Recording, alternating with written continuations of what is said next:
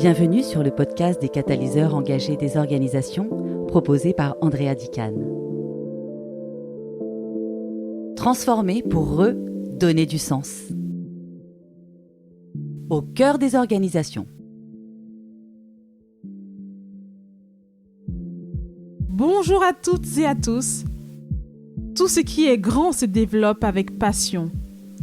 Et le succès de toute transformation réside dans un état d'esprit positif. Dans ce podcast, nous plongeons au cœur des organisations, à la rencontre des leaders et managers qui insufflent des transformations audacieuses. Je m'appelle Andrea Dicane, je suis consultante en transformation des organisations. C'est avec une immense joie que je vous accueille aujourd'hui sur le podcast des catalyseurs engagés des organisations. Bienvenue dans ce nouvel épisode des catalyseurs engagés des organisations. Aujourd'hui, j'ai le plaisir d'accueillir Michael de Andrade, un leader inspirant qui a récemment pris le poste de directeur chez PwC, avec un parcours riche en gestion des risques et en conformité réglementaire. Au cours de notre conversation, Michael a partagé sa vision sur l'évolution du domaine de la gestion des risques, l'importance que revêtent les compétences interpersonnelles et les tendances émergentes en conformité qui vont transformer les pratiques futures. Nous abordons également des sujets aussi essentiels que l'engagement des équipes, l'impact de la technologie sur la gestion des risques et l'équilibre entre vie professionnelle et personnelle. Michael nous invite à nous interroger sur le pourquoi de nos actions, un questionnement essentiel pour donner du sens à notre travail et à nos choix. Il nous a également parlé de l'importance du mentorat en entreprise. C'est une conversation inspirante et riche en apprentissage à ne surtout pas manquer. Je vous souhaite une bonne écoute. Bonjour Michael, je suis ravie de te retrouver aujourd'hui. C'est vraiment une joie pour moi de faire cette interview, ce podcast avec toi. On se connaît depuis plusieurs années maintenant. Presque une dizaine d'années, je pense. Hein. Oui, c'est ça. Et donc, voilà, je suis absolument ravie de partager ton parcours et puis ta vision du management, de l'engagement des collaborateurs. Plein de sujets que j'ai hâte de découvrir avec toi. Bonjour Andrea, merci beaucoup pour cette opportunité. Merci pour l'invitation de partager en fait ce moment avec toi.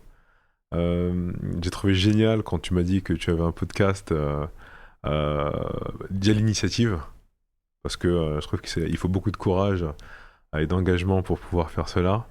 Et quand tu m'as proposé effectivement d'y participer, ça a été c'était une grande joie. Et puis l'idée de te soutenir dans cette démarche-là m'a beaucoup plu également. En tout cas, je te remercie. Nous allons commencer. Ma première question, celle que je pose à tous mes invités, c'est de comprendre le fil conducteur de leur parcours, s'il y en a un. Le tien, c'est lequel ? S'il y en a un. Oui. Fil conducteur. Je pense que, peut-être pour répondre à la question, le fil conducteur de ma carrière, je pense que mon contexte n'a rien de particulier. Moi, j'ai grandi dans un foyer, je dirais modeste, HLM de Paris, sud de Paris, 4 frères et sœurs. Donc tu vois, il y a un peu d'animation à la maison. Beaucoup d'animation. Moi, j'ai un père qui est réfugié politique. Une mère qui est donc de la Martinique. Ils se sont connus en France. D'accord. Et si tu veux, j'ai grandi dans un foyer où la scolarité, pour ma mère, a toujours été importante. J'étais pas un enfant qui traînait beaucoup dehors. J'avais pas cette liberté de pouvoir le faire. J'avais beaucoup de liberté de m'amuser certes, mais si tu veux, j'avais une mère qui était en tout cas sur la scolarité, les résultats, qui était assez à cheval sur cela, et également aussi je dirais, tu vois, la lecture. Donc je pense que, et je te dis ça parce que sans avoir un grand intérêt pour l'école, je pense que ce contexte-là, cet environnement-là qui était posé, en tout cas par ma mère, m'a beaucoup aidé tu vois, tout au long de ma scolarité. Même quand finalement je suis arrivé au lycée et que je n'avais aucune idée de ce que j'allais faire par la suite, et que je me suis un peu laissé porter par ce que les amis allaient faire comme cursus scolaire. Et ben en fait, j'ai toujours au moins eu cette base, tu vois, qui était, je pense, la curiosité intellectuelle suscitée déjà par ce cadre que ma mère avait posé, à travers notamment la lecture. Et je dirais que par la suite, quand j'ai intégré le monde du travail, après un parcours, je dirais, scolaire qui finalement a été pas si linéaire que cela, parce que j'ai fait d'abord un DUT, que j'ai arrêté, j'ai repris la fac, ensuite passé tu vois, par les âmes, puis après une autre école de commerce. Je dirais que mon vrai parcours, ma structuration professionnelle a commencé quand j'ai commencé à travailler. J'ai eu la chance d'intégrer un grand cabinet. J'aurais pas pensé que la structure hiérarchique et le cadre hyper strict de l'organisation m'aurait plu, mais en fait, je me suis prêté au jeu. Et je pense que ma post-formation professionnelle a commencé là. Et pourquoi je te dis ça ? Parce que ça a été l'occasion pour moi, à travers mon expérience professionnelle dans cet environnement qui est particulièrement challengeant, mais aussi hyper stimulant. Ça m'a appris à me connaître en tant qu'individu et en tant que professionnel. Et comprendre ce qui était important pour moi. Et c'est là que j'ai, au fur et à mesure du temps, je te dis ça a pris des années, entre le moment où j'ai commencé à bosser et maintenant, et j'ai compris il y a peut-être maintenant 2 ans que le fil conducteur de mon parcours professionnel, je pense, c'est la dimension humaine. Et la quête de sens. C'est-à-dire que dans tous les choix que j'ai pu faire, la constante que l'on retrouvera, ça a été chercher du sens dans ce que je fais, avoir la conviction que ce que je fais a un impact sur l'organisation et modestement sur la société et l'environnement qui m'entoure, et de le faire dans un environnement où, en tout cas pour moi, les relations humaines et l'individu sont importants et comptent. Un environnement sans relations humaines, sans interaction, si tu veux, moi j'ai besoin d'avoir cette espèce de stimulation du contact avec les autres. Sans cela, je ne peux pas m'épanouir. Je ne peux pas donner en fait le plein potentiel de ce que je suis et de ce que je pourrais faire. C'est très clair. Donc, cette dimension humaine très, très forte et cette quête de sens et qui, je dirais, en vient finalement depuis ton cadre familial, cette éducation qui t'a donné cette force de curiosité intellectuelle, curiosité à aller voir ce qui se passe ailleurs et aussi de partager avec les autres. Je te remercie beaucoup. Pour poursuivre notre interview, je voulais comprendre, donc là, tu viens récemment de prendre un poste de directeur dans un grand cabinet de consulting de la place. Félicitations. Et je voulais comprendre un peu, toi, quels sont les différents défis auxquels tu fais face et que tu rencontres dans ce nouveau contexte-là, cette nouvelle fonction. Oui, donc cette nouvelle fonction, quelque part, c'est un retour, puisque je reviens dans le cabinet dans lequel j'ai commencé le début de ma carrière professionnelle.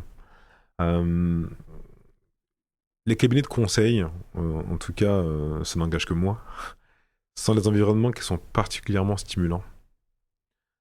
Parce qu'il y a une diversité de projets, de clients, d'individus, avec des expertises et savoir-faire divers et variés. Il y a aussi, si tu veux, cette rencontre entre une sorte de jeunesse, donc de dynamisme perpétuel avec un nombre de nouveaux collaborateurs qui rentrent chaque année à la sortie d'école, et des personnes finalement qui ont une certaine seniorité, et les deux, si tu veux, environnements se confrontent, et ça donne finalement un environnement qui, à mon sens, tu vois, apporte beaucoup de stimulation pour celui qui recherche ce dynamisme-là. Mais ça a aussi, en fait, son lot de défis. L'un des enjeux que je vois là en revenant en cabinet, c'est clairement de réussir à allier les attentes humaine et professionnelle de ces générations, de ces nouvelles générations, avec, je dirais, la culture historique des cabinets d'audit et de conseil. Et quand je parle de culture, finalement, c'est des individus derrière. Des gens qui ont commencé à bosser dans les cabinets il y a 15, 20 ou 30 ans, qui sont encore là. Des gens qui sont arrivés beaucoup plus récemment. La perception que l'on a de ce qu'offrent les cabinets en termes de richesse professionnelle. Et la confrontation de deux mondes avec des gens qui ont, si tu veux, un engagement dans le travail presque sans faille. Voilà. Et une nouvelle génération, et alors bien évidemment je fais les généralités, mais une nouvelle génération qui aspire d'abord à son épanouissement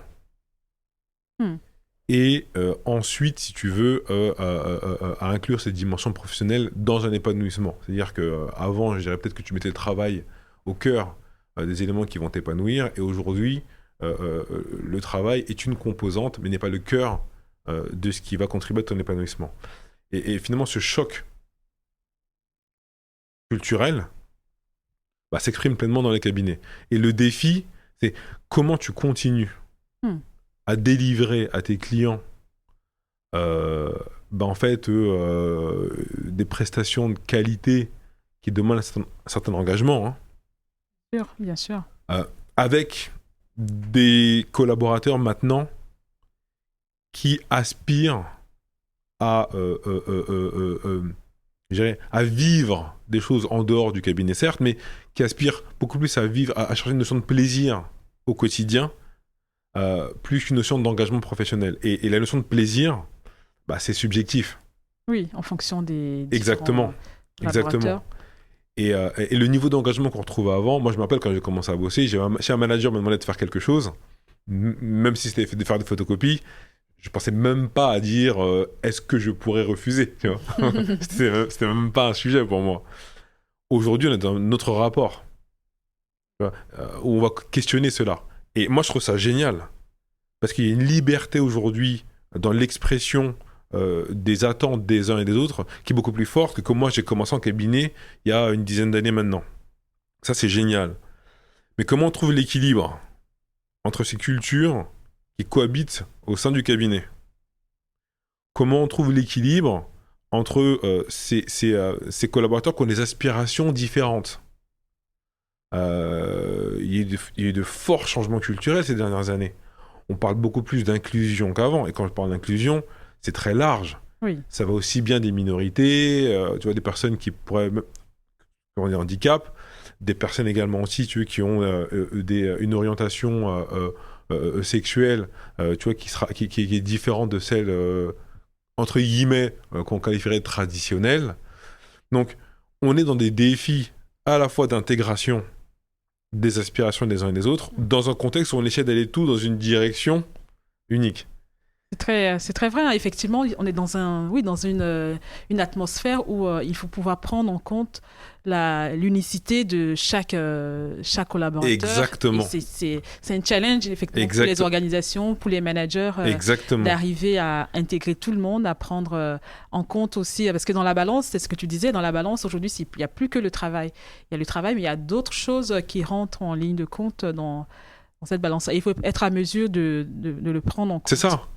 C'est génial, je trouve, d'avoir maintenant, si tu veux, des gens qui ne sont pas autant, si tu veux, investis uniquement sur le volet professionnel. C'est génial.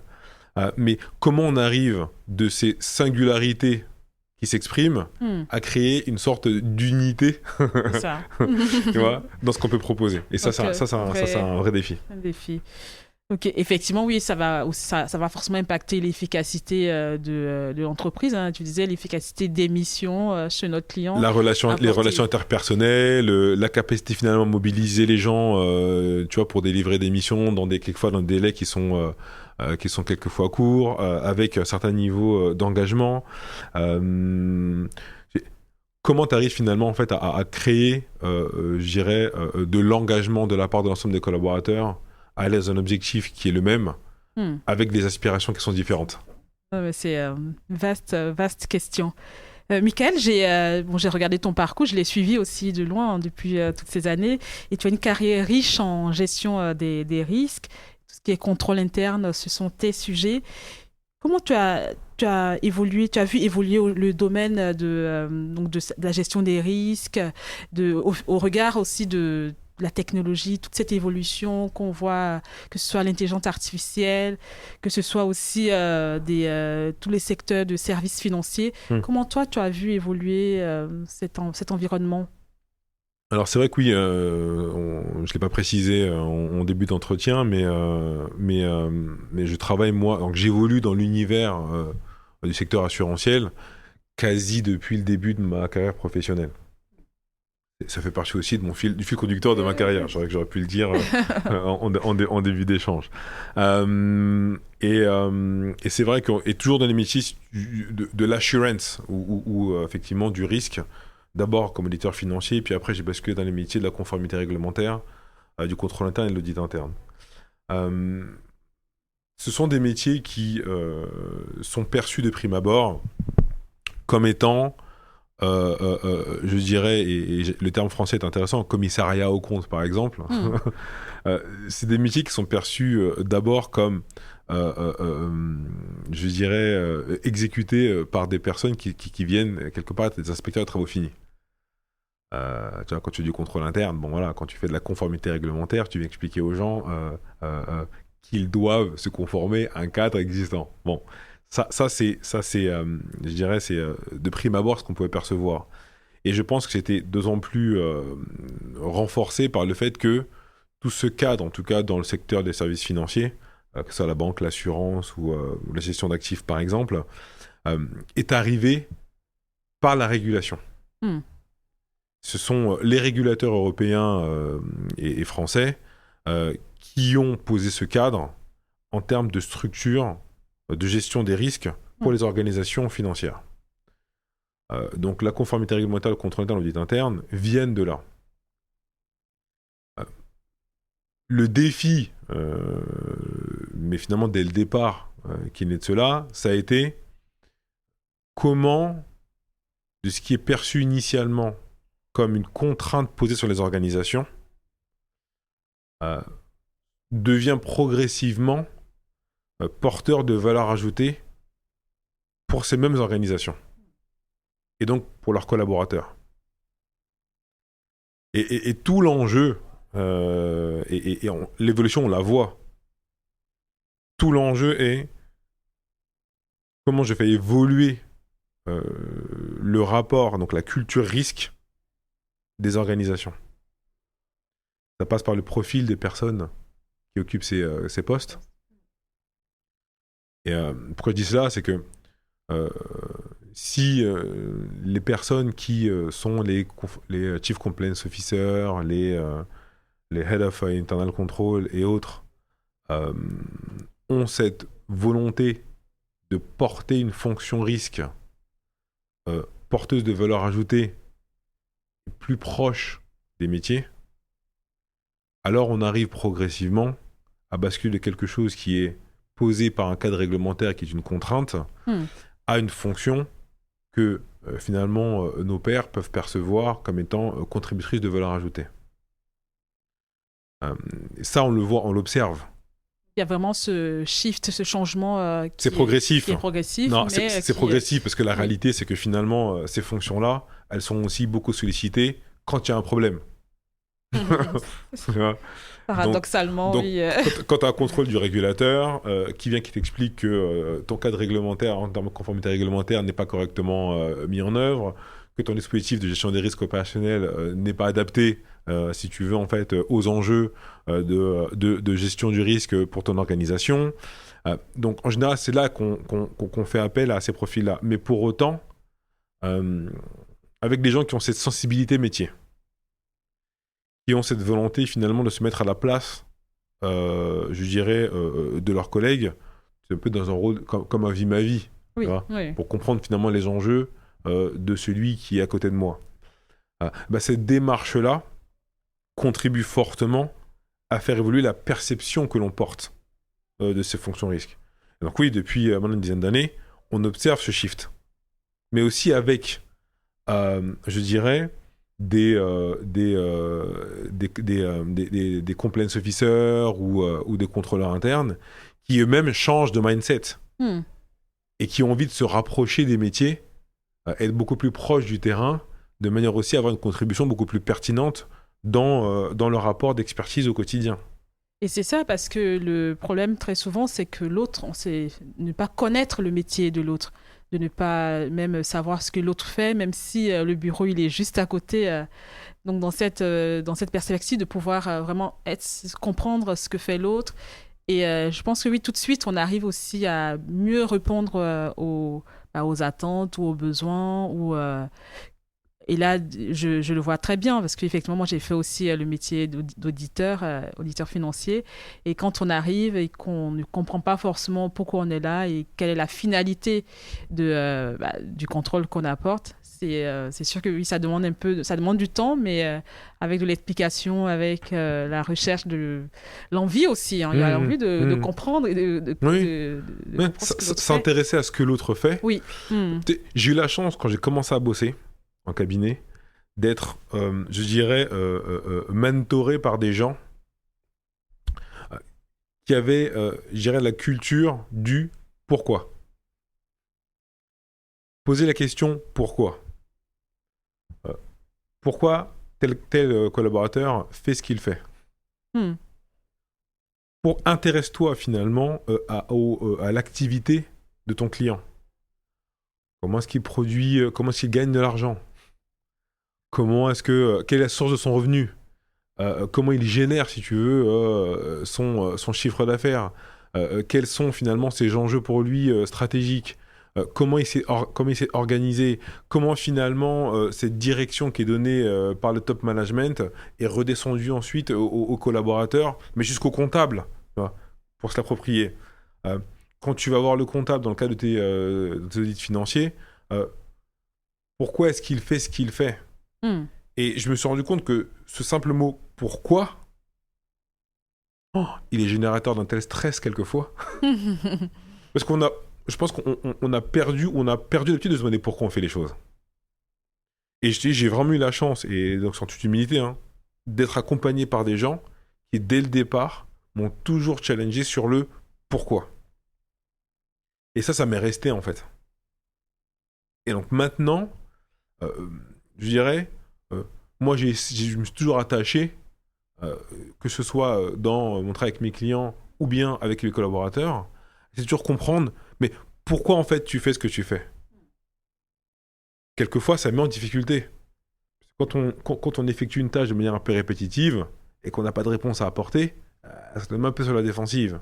Mais en réalité, je me rends compte qu'avec le temps, tous ces collaborateurs, tous ces responsables du contrôle interne, de la conformité, des métiers du risque de manière générale, qui se posent la question du pourquoi, ce sont ceux qui, in fine, arrivent à faire évoluer leur fonction et à lui donner beaucoup plus de consistance et d'importance au sein de leur organisation.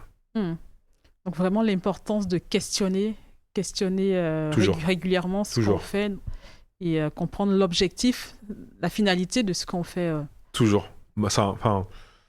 Mais même, tu vois, bon, on se connaît et tu vois que moi, quand tu m'expliques que ça ton parcours ou ce par quoi tu passes, je sais que moi j'ai réfléchi, mais pourquoi tu veux faire ça? Pourquoi tu vas dans telle direction? Qu'est-ce qui t'anime? Et finalement, c'est comme ça. Je sais que peut-être au début, ça peut être perçu comme quelque chose de intrusif, ou ça te renvoie quelquefois peut-être même à des questions auxquelles tu n'as pas de réponse encore. Donc, c'est peut-être un peu déstabilisant au début. Mais finalement, quand toi comme moi, on joue le jeu du pourquoi, en fait, ça nous amène à avoir une vraie réflexion sur finalement le sens même de l'orientation que tu prends. C'est vrai. Non, absolument. Et la question, oui, là, c'est un bon exemple. Et en entreprise aussi, on peut être sur la défensive, mais c'est une porte ouverte, c'est un lieu où on peut se retrouver plus facilement dans ce pourquoi. À la fois, ça aide notre interlocuteur et puis ça permet aussi d'arriver à l'autre de comprendre dans ce cas-là. Donc oui, c'est une très bonne question. Et puis, une bonne façon de faire, je pense aussi, en termes de... nous sommes tous des humains, des personnes, et je pense que ça peut aider à évoluer dans ce sens-là. Et je pense que le pourquoi c'est très difficile, finalement, d'adresser le pourquoi, c'est parce que le pourquoi renvoie, finalement, à tes croyances, tes valeurs. Quand je te demande pourquoi tu bosses dans telle entreprise, pourquoi tu quittes telle entreprise, pourquoi tu prends tel poste, pourquoi tu démissionnes, pourquoi tu te réorientes, en fait, ça vient toucher, alors quelquefois même un peu à l'intime, mais ça vient toucher à des éléments profonds de ce qui t'anime, ce qui a du sens pour toi. Et donc, dans une perspective un peu plus large, à ton histoire, à ta culture, donc à tout ton background qu'il y a derrière, qui t'a amené en fait à un moment donné à prendre ces décisions-là. Donc, oui, je sais que quelquefois, ça peut... oui, évidemment, ça peut être déstabilisant.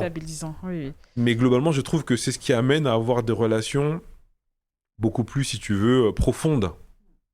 Et je dirais genuine avec les gens. Excellent. En tout cas, bravo et merci. Et là, j'ai l'impression qu'on est en train de parler de Simon Sinek avec le Start with Why. Donc, c'est génial. Je voulais comprendre là maintenant, on parle beaucoup d'intelligence artificielle. Donc là, on change de sujet. Mais on reste quand même dans tout ce qui est conformité réglementaire. Quelles sont les tendances aujourd'hui qui émergent au regard du domaine de la conformité? Donc, on a vu à la sortie de l'IA Act. Comment, toi, tu observes le changement et quels sont les défis qui vous attendent là maintenant à la fois pour vos clients, pour les entreprises, de faire face aux différentes échéances qui vont arriver? Quand on parle d'IA, alors bon, je dirais qu'il y a deux faces à la même pièce. Il y a le côté un peu très trendy, tu vois, c'est un peu un buzzword l'IA aujourd'hui. Absolument. T'as vu Vivatech il n'y a pas très longtemps, il n'y avait pas un stand où on parlait pas d'IA. S'il n'y avait pas IA sur ton stand, voilà. IA, c'était la reine. Exactement. Et donc il y a ce côté, si tu veux, très trendy de l'IA. Alors que finalement l'IA est pas récent en réalité, hein. Mais je pense qu'on est dans une phase maintenant, et c'est ça qui est intéressant, de démocratisation de l'IA. Alors quand on se dit ça, si je vais au-delà de l'IA Act, quand on se dit ça pour, en tout cas moi au quotidien, pour mes clients, je trouve que ça ouvre un champ de possibilités qui est particulièrement intéressant. Parce que grâce à l'IA, on a maintenant cette possibilité de pouvoir donner aux fonctions risques les outils, je dirais, de compétences analytiques beaucoup plus fortes qu'avant. Pour l'illustrer, nous, lorsqu'on fait des missions de contrôle interne classiques, externalisées ou même d'audit interne externalisé, bon, tu l'as connu à ton époque, hein, quand tu fais du test de contrôle, par exemple, sur un process ou même tu vérifies un contrôle qui a été réalisé, tu as la bonne vieille méthode classique de qu'est-ce que vous faites, ok, combien de fois par mois, par semaine ou par an vous le faites, ok, tu vas déterminer ton échantillonnage et tu vas faire un test finalement qui sera pragmatique avec un échantillon qui est censé être représentatif de ta population, d'accord ? Ça, c'est un test de contrôle de base. Et qui était construit comme cela, pourquoi ? Parce que tu avais une contrainte de ressources financières et humaines. Si tu avais un budget illimité, tu aurais peut-être tout retesté. C'est un peu couillon, mais tu aurais pu le faire. Quand tu as une contrainte budgétaire, c'est d'être pragmatique. Donc tu définis un échantillon et tu testes un échantillon. Avec l'IA, tu serais capable de pour aujourd'hui démultiplier le volume de populations testées avec finalement un budget qui est quasi équivalent, voire moindre. Et qui va diminuer avec le temps. Parce que plus on va utiliser l'IA, plus on va développer la technologie, des solutions autour de l'IA, et plus finalement elle va se démocratiser et être accessible. Et donc, les capacités d'analyse de masse, avec derrière les capacités de données grâce à l'IA générative, de déterminer des patterns, des choses que nous, on aurait... Mais ça t'aurait pris un temps dingue avant de cruncher les datas, d'analyser. Et maintenant, tu es capable d'entraîner des modèles qui te permettent assez facilement de déterminer des patterns et d'exploiter les patterns. Donc là où ce qui est intéressant, c'est que ça donne des capacités analytiques, nous, en tant que cabinet de conseil, à nos clients dans leur quotidien, ce qui fait que ça va changer ton métier. C'est que là où avant, une partie de ton temps était consacrée à l'exécution de contrôles et de tâches presque même répétitives, dès lors où tu peux entrer dans une phase d'automatisation progressive de ces tâches-là, tu vas pouvoir te consacrer un peu plus à une dimension analytique de ton travail. Et le volet, finalement, d'accompagnement des fonctions risques au sein des organisations, en prenant plus de hauteur, en étant beaucoup plus, si tu veux, structurant, accompagnant avec leurs pairs. On parle de parcours de distribution. Et comment, finalement, les fonctions risques peuvent contribuer à rendre des parcours aujourd'hui clients, je dirais, beaucoup plus friendly, beaucoup plus customer-centric, avec la particularité que les éléments de conformité réglementaire ou de contrôle, donc de gestion du risque global, sont de plus en plus indolores à la pour fois les clients. Oui, pour les clients. Et tu peux commencer finalement à sortir de ton quotidien qui est beaucoup d'exécution, de revues documentaires, de revues de contrôle, etc., pour maintenant commencer à être beaucoup plus fort de proposition et de facto progressivement intégrer des aspects de compliance by design, de internal control by design, tu vois. Et je trouve que ça rend à la fois le métier plus intéressant, ça va faire évoluer le profil des personnes qui sont en poste, et ça va faire évoluer aussi les rapports entre les fonctions risques et les fonctions métiers. Très bien, absolument. Et donc, finalement, ce serait de gagner du temps. C'est ce que tu as dit, gagner du temps au niveau des tâches, au niveau de la réalisation des différents contrôles, et gagner en efficacité. Tu gagnes du temps en efficacité, je dirais en exactitude de ce que tu fais aussi, en pertinence, en capacité de pouvoir analyser avec plus de profondeur l'activité, de couvrir un champ beaucoup plus large. Oui, en identifiant les tendances, comme tu l'as dit, les tendances tout de suite sur notre population testée.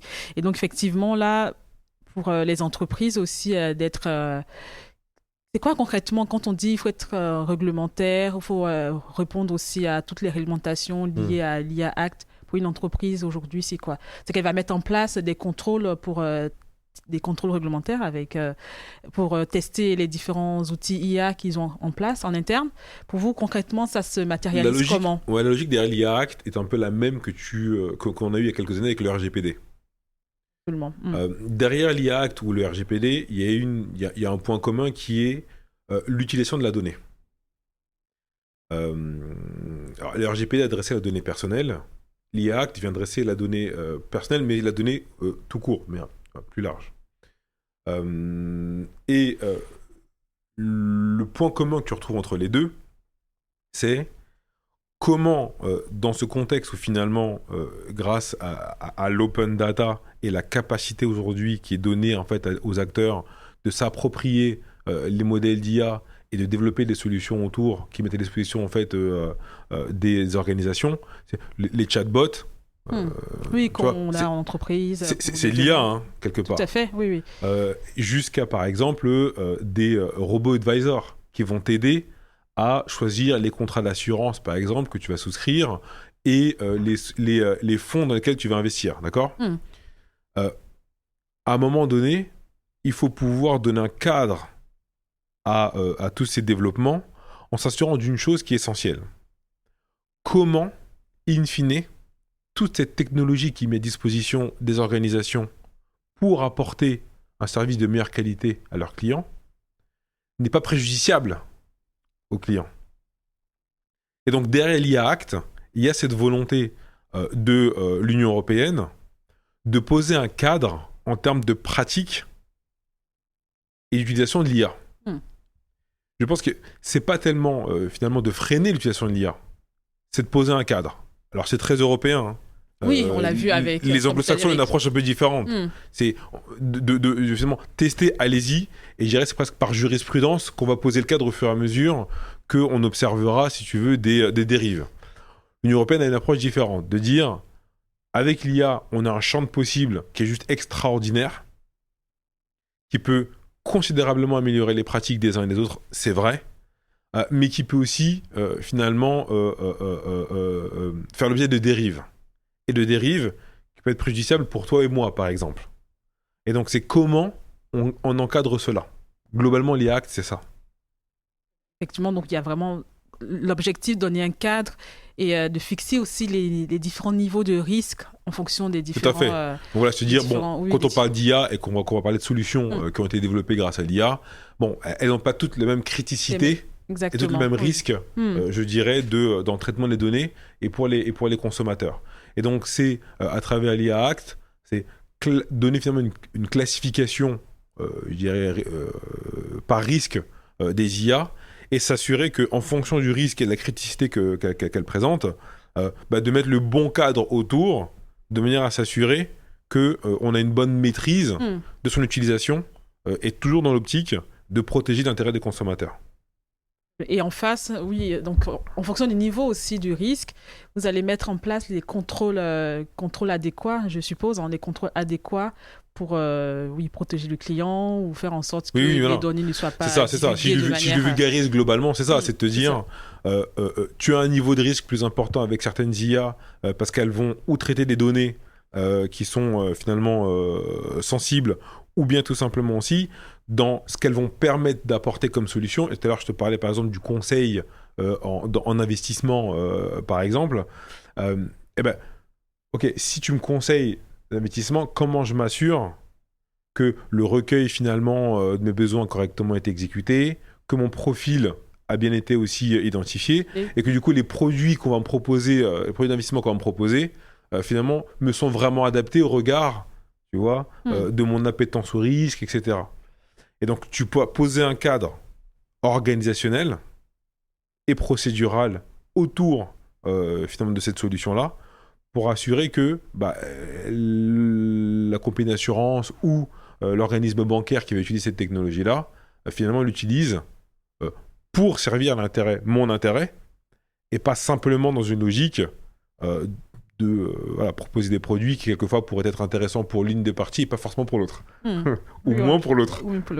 Donc c'est exactement ça, parce que la data aujourd'hui aussi est plus qu'avant, on le voit très bien, est cruciale, la gestion de la data, que ce soit les données personnelles. Donc pour moi, je trouve ça important et logique, nécessaire même de fixer un cadre pour et tu as un très bon point, et c'est vrai qu'effectivement et ce que je dis est très juste. Le RGPD posé avant le cadre a commencé finalement à démocratiser pour tout à chacun la notion de données personnelles. Oui, absolument. Clairement, tu vois, aujourd'hui, tu parles de données personnelles, globalement, monsieur et madame tout le monde sont faits de cela. On comprend qu'avec les réseaux sociaux, nos données personnelles sont utilisées. Après, on a le rapport qu'on veut avec cela, mais globalement, on le comprend. L'IA, ce qui va être intéressant, c'est que tu vois, ce principe de bullshit in, bullshit out, il est d'autant plus vrai, tu vois, avec l'IA. C'est-à-dire que si tu veux t'appuyer sur des algos pour pouvoir générer des tâches ou même faire des propositions, que ce soit en termes de services, en termes d'action ou d'exécution de tâches. Si ta donnée de base, elle n'est pas, si tu veux, d'une qualité permettant une exploitation correcte, tu te retrouves en sortie avec ou des suggestions, des propositions proposées par ton IA, mais qui ne seront juste pas adaptées à ton objectif de base. Parce que ta donnée initiale n'a pas été correctement, si tu veux, ou collectée, traitée et au bon format. Et donc je pense que l'IA et l'IA Act va permettre d'aller un cran plus loin que le RGPD, dans le sens où si le RGPD avait démocratisé la notion de data, l'IA va permettre maintenant de donner les moyens aux Chief Data Officer, aux DSI, de maintenant travailler sur la qualité de la donnée. Et là, ça ouvre un champ de possibles hyper intéressant. Parce qu'avec une donnée de qualité, que ce soit si tu veux en termes de connaissances clients et en termes d'opportunités de services, proposer à tes clients, tu vas beaucoup plus loin. Absolument. Clairement, c'est un vrai sujet et on verra comment ça va évoluer là aussi dans les prochains mois. Parce qu'effectivement, il y a plusieurs je dirais, jalons de cet acte, disons. Michael, je voulais qu'on parle un peu de... donc là, maintenant, dans ta carrière, hein, j'ai vu, tu es parti à l'étranger, tu as travaillé au Luxembourg, c'est ça? Tu as pris des postes, voilà, j'ai trouvé que ta carrière, tu as pris des risques à des moments où forcément tu te dis, bon, tu as pesé dans la balance tes choix. Donc je veux comprendre un peu comment tu arrives à gérer cet équilibre-là au niveau de tes choix professionnels et aussi au niveau personnel, ton équilibre pro et perso. L'équilibre pro-perso. Ouais. Non, mais c'est une question difficile parce que je pense que je suis très mal placé pour parler d'équilibre pro-perso. Moi-même, j'en rigole avec ma femme. Je parle de déséquilibre.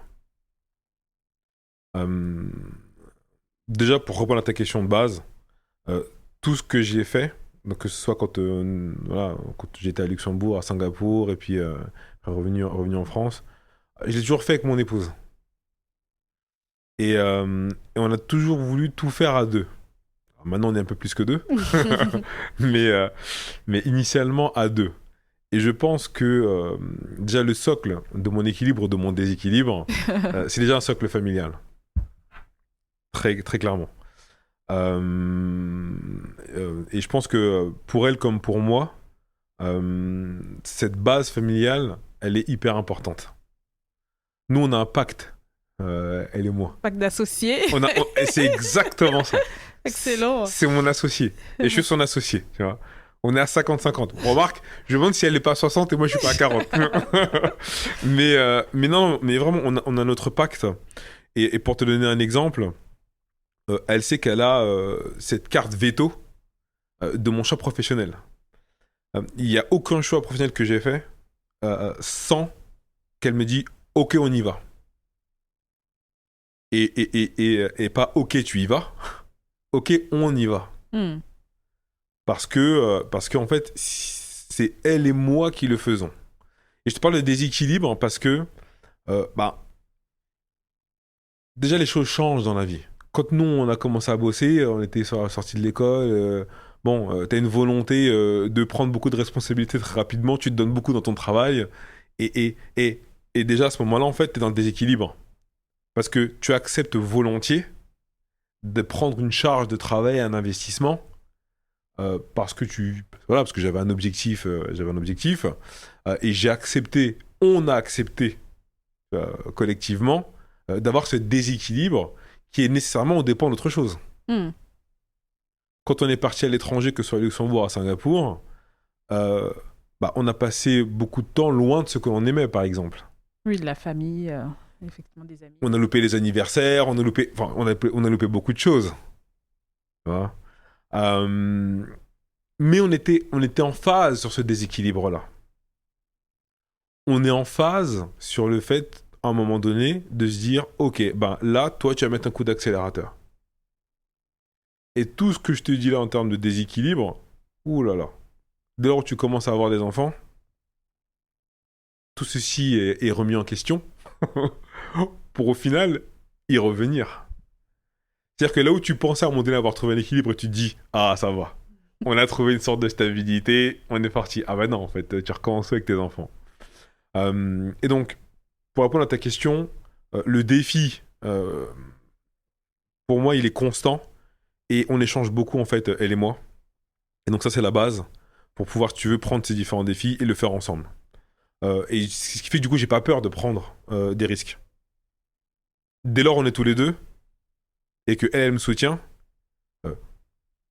quand même autour de moi, on ne comprendrait pas pourquoi j'ai fait ce choix-là, quelque part, ça m'importe peu. Parce que elle et moi, dans notre partnership, on sait pourquoi on fait ce choix-là, et on se dit, dans notre quête d'épanouissement familial, ce choix-là fait sens, alors vas-y fais-le, ou elle, vas-y fais-le. Et c'est comme ça qu'on construit finalement notre trajectoire de vie. Elle est, même si on travaille beaucoup, tu vois, elle et moi, on a, nous, une trajectoire de vie qui est un plan très clair de là où on veut aller familialement. Ce qu'on veut pour nous, ce qu'on veut pour nos enfants, et tout ce que l'on fait s'inscrit dans cette démarche-là. Quand on est parti, tu vois, à l'étranger, Luxembourg était une première étape pour aller un peu plus loin. Et quand on a été à Singapour, l'idée était de pouvoir vivre dans un environnement multiculturel et anglophone qui allait être structurant culturellement pour elle comme pour moi. Moi, mes parents, ils ont vécu le déracinement. Ils ont quitté leur environnement familial à un jeune âge et ils sont arrivés dans un autre pays ou dans une autre ville et sans repères sociaux. Moi, j'ai pas vécu ça. Et avec mon épouse, on a décidé de vivre cela pour grandir. Et je peux te dire que quand tu te retrouves à des milliers de kilomètres de chez toi, dans un environnement où la culture est différente, la langue est différente, l'histoire est différente, le mindset est différent, les attentes professionnelles aussi sont différentes. Waouh! Ça, en fait, ça renforce ta structure familiale. En tout cas, pour nous, ça a renforcé notre structure familiale. Et ça nous a remis en question. Sur nos croyances, sur notre éducation, sur ce qui était important pour nous. Et je reviens avec le début du coup de notre échange, sur ce qui allait être, pour elle comme pour moi, le fil conducteur, non pas de notre carrière professionnelle, mais de notre existence. On s'est questionné sur le sens. Pourquoi est-ce que l'on fait ce que l'on fait? Pourquoi est-ce qu'on travaille autant? Pourquoi est-ce qu'on travaillerait moins? Pourquoi est-ce qu'on continuera à travailler autant? Hein? Pourquoi tu prends tel poste? Pourquoi on reviendrait en Europe? On a commencé à vraiment se poser des questions structurantes sur ce que l'on voulait et non plus simplement l'éducation qu'on a reçue et s'inscrire dans une trajectoire donnée par tu vois, nos parents. Et donc, on savait pas qu'on en tirait autant de choses. On savait qu'en partant vivre à l'étranger, ça allait être riche culturellement. Mais en fait, ça a été déterminant pour la manière dont notre structure familiale a été évoluée par la suite. Et aujourd'hui, nos enfants bénéficient de cela. Voilà. Bénéficient de la compréhension, de l'ouverture qu'on a eue sur le monde, sur nous-mêmes, et de la direction qu'on en souhaite maintenant donner, tu vois, à notre famille. Et donc, ils s'inscrivent dans ça aussi. On leur transmet cela. Comprendre que tes parents te donnent une éducation basée sur ce qu'ils ont en termes de connaissances. Moi, ma mère, elle était claire. Hein. Elle me dit, après le bac, tu te débrouilles, mon cher. Excellent. Enfin, tout ce qui se passait après, en fait, les études supérieures, elle ne connaissait pas. Tu vois et tu vois, pour nous, voilà, moi j'ai une partie de moi, c'est les Antilles.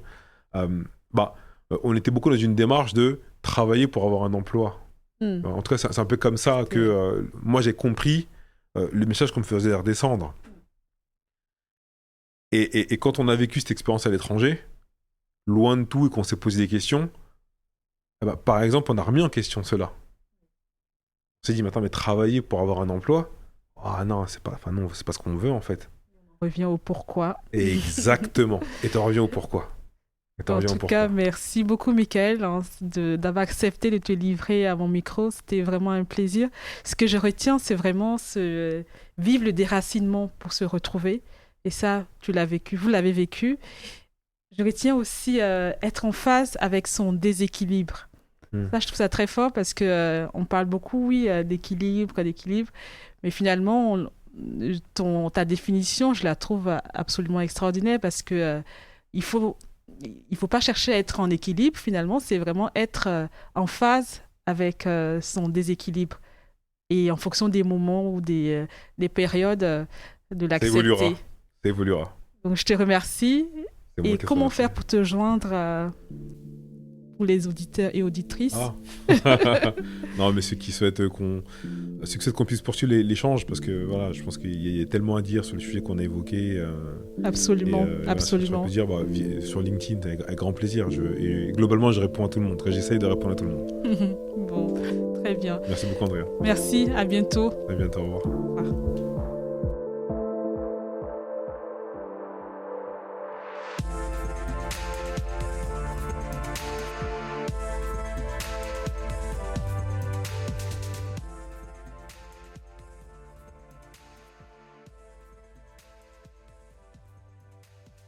Si vous aimez cet épisode, vous pouvez nous laisser un commentaire sur LinkedIn ou Instagram et le partager avec votre entourage.